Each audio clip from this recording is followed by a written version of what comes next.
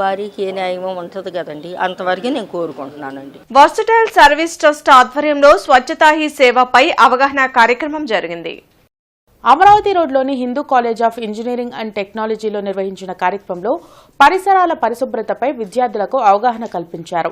Excise DC శ్రీనివాస్తో పాటు trust నిర్వాహకులు పాసం కృష్ణదేవరాయ యాదవ్, అంగిరేకుల వరప్రసాద్, రవికృష్ణ, కళాశాల డైరెక్టర్ ఇసాక్ ప్రసాద్ పాల్గొన్నారు. పరిసరాలు అపరిశుభ్రంగా ఉంటే వ్యాధులు ప్రబలుతాయని, చుట్టుపక్కల ప్రాంతాలను పరిశుభ్రంగా ఉంచుకోవాల్సిన బాధ్యత ప్రతి ఒక్కరిపై ఉందని అతిథులు సూచించారు. పారిశుద్ధ కార్మికులు ఎవరు? మనకి రోజు డైలీ కూడా మున్సిపల్ కమిషన్ ఆఫీస్ నుంచి ప్రతిరోజు కూడా చాలా మంది పారిశుద్ధ కార్మికులు సర్వీస్ చేస్తూ ఉన్నారు. అవునా కదా? వాళ్ళకి తగిన అవగాహన కల్పించండి వాళ్ళ ఆరోగ్యం పట్ల. అపరిశుభ్రంగా ఉందనుకోండి, పారిశుద్ధ్యం బాగా పెరిగిపోయింది అనుకోండి, ఏం జరుగుతుంది? మనకి అంటు రోగాలు వస్తాయి, అంటు రోగాలు ప్రబలుతాయి.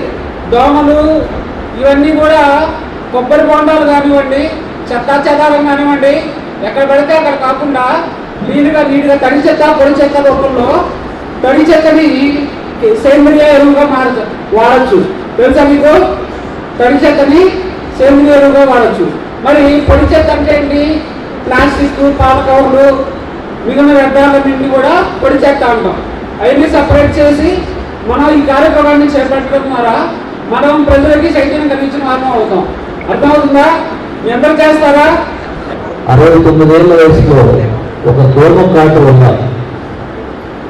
ఆ రోజు నేను బిజీగా ఉండటం వల్ల నేను గుంటూరు నుంచి వెహికల్ పంపించి తీసుకొచ్చే వరకే జ్వరం వచ్చిందని మామూలుగా మేము కాఫీగా ఉంటే ఆయన షుగర్ ఉండటం వల్ల ఈ దోమకాటు మలేరియాకి అది ఎక్కువైపోయి చివరికి ఆయన తెచ్చి హాస్పిటల్లో చేసిన మేము బ్రతికించుకోలేని పరిస్థితి. అంటే ఒక దోమకాటును మనం ఈజీగా తీసుకుంటున్నాము.